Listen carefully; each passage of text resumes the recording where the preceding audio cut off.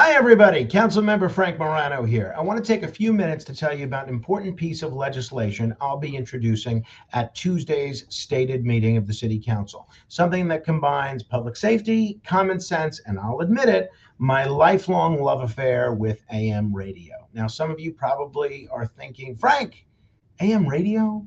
Is that still a thing? Yes, it is very much still a thing, and it's a thing we absolutely need to protect. Let me explain why. Over the last few years, a number of automakers, especially manufacturers of electric vehicles, have quietly started removing AM radios from new cars.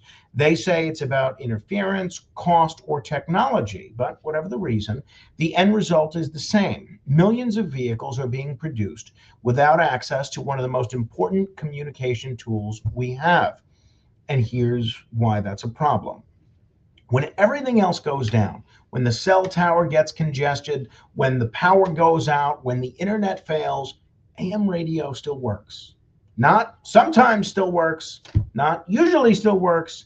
I mean, almost always still works. How do we know that? Because we lived through moments that proved it. On September 11th, when cell networks jammed instantly, AM radio carried crucial updates. During the 2003 blackout, AM radio stations stayed on the air while nearly everything else went dark. And during Superstorm Sandy, when large portions of New York lost internet and power, AM radio was one of the only ways to reach people with life-saving information.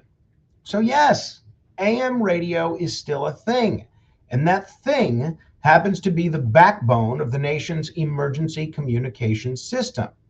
What my bill does is this. The legislation that I'm introducing will require all city-owned and city-contracted vehicles to be equipped with a functioning AM broadcast receiver. That means the cars driven by city employees, from law enforcement to sanitation to emergency service contractors, will all continue to have access to the most reliable emergency communication platform we have.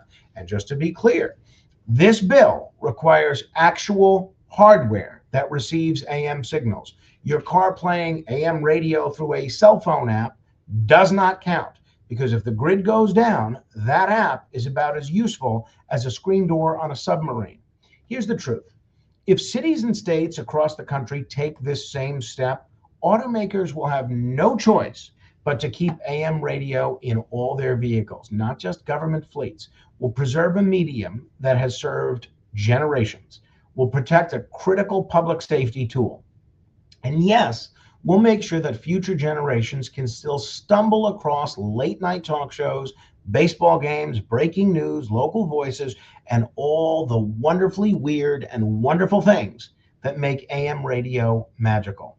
As someone who has spent more than half his life in AM radio and more than half his nights talking to all of you, I take this issue personally. But this isn't about nostalgia.